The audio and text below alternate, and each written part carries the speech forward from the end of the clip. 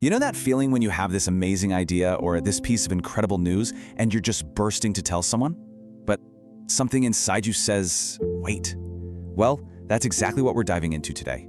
We're exploring this powerful idea that some truths are secret and that real wisdom means keeping them private.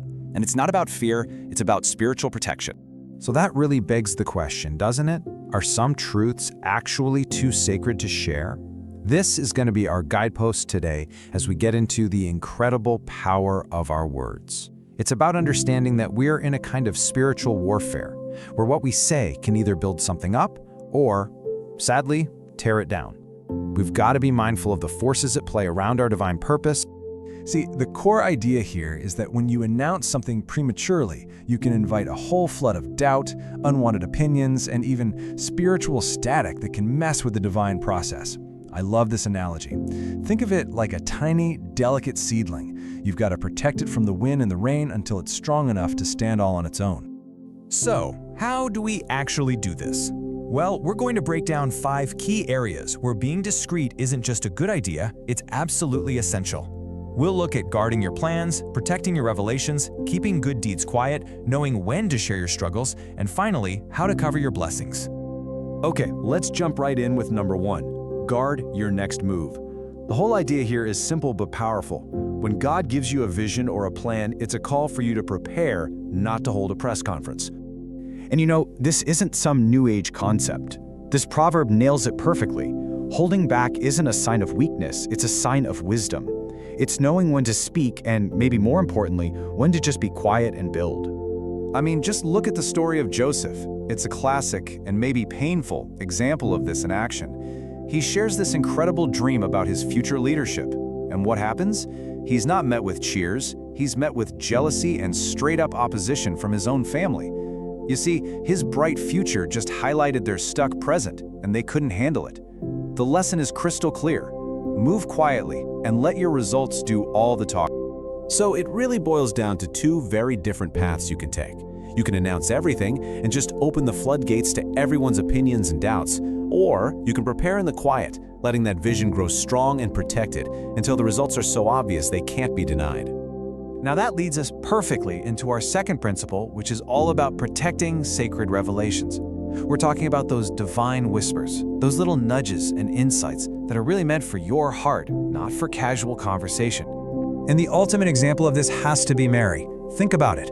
She receives literally world-changing news from an angel, and she doesn't run around trying to explain it or get validation. No, the Bible says she held it close, she pondered it, and she protected it in her heart. Her response is the perfect model for us. It's like this. A divine instruction is a seed. If you keep digging it up to show it to people, asking, hey, what do you think of this? It's never going to take root. It can't grow. It needs the right environment to flourish. And sometimes that perfect environment is the quiet of your own spirit. Okay, number 3, this one really challenges our modern culture, which is so obsessed with broadcasting everything. We're reminded that God actually values what's done in secret way more than what's done for a round of applause. And this isn't just an opinion. It's right there in the teachings of Jesus. The promise is so clear. What people don't see, God does. And the reward for that secret, sincere heart will actually be a public reward from the one source that truly matters. So you've got a choice to make, right? Are you chasing a reward or a reputation?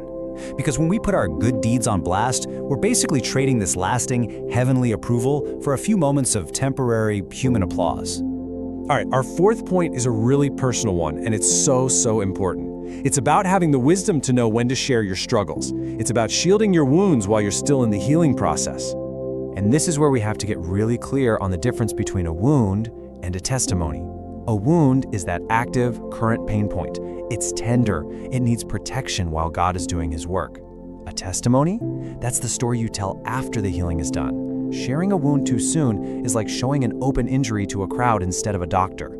It's not just unhelpful, it can actually make things a whole lot worse. So what does this actually look like in real life? It means being super discerning. You have to realize that not everyone who listens actually cares. Some people are just collecting information. You've got to find the right people. People who are, as the source material says, anointed to help, not just anyone who is available to hear. There's a huge difference. And this brings us to our 5th and final principle: cover your blessings. This one can be tough to swallow, but it's a critical truth. not everyone celebrating with you is actually happy for you. Sometimes people are struggling with their own private envy. You know, the story of the wise men is such a perfect picture of this. They were warned explicitly not to go back to Herod. Why? To protect this brand new, incredibly fragile, world-changing blessing from a threat that was hiding behind a smile. It shows us that some blessings absolutely need to be kept hidden for their own safety. So let's break it down. Why is this so crucial? First, jealousy can literally turn your blessing into a target. Second, some favor is just too new, too fragile to survive being exposed to all that negativity. And finally, let's be honest, true favor doesn't need a press release. In time, it will reveal itself. So, what's the big idea connecting all of this? What's the thread that ties these 5 points together? It all comes down to one powerful word: stewardship. This is not just about being quiet. It's about actively, responsibly protecting a sacred assignment that God has entrusted to you. And this completely reframes how we see things, doesn't it? Your dream isn't just some secret, it's an assignment. Your healing journey isn't just a private matter, it's a sacred process God is walking you through. Each one of these things is elevated from something you just hide to something you steward with care.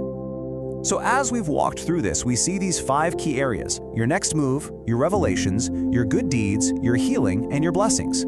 They aren't just things to keep quiet about. They are 5 sacred assignments to guard with wisdom. So I want to leave you with this, a really practical filter you can use in your own life. Before you speak, before you share, just pause and ask yourself this one question. Am I sharing this for their ears, or am I stewarding this for His glory?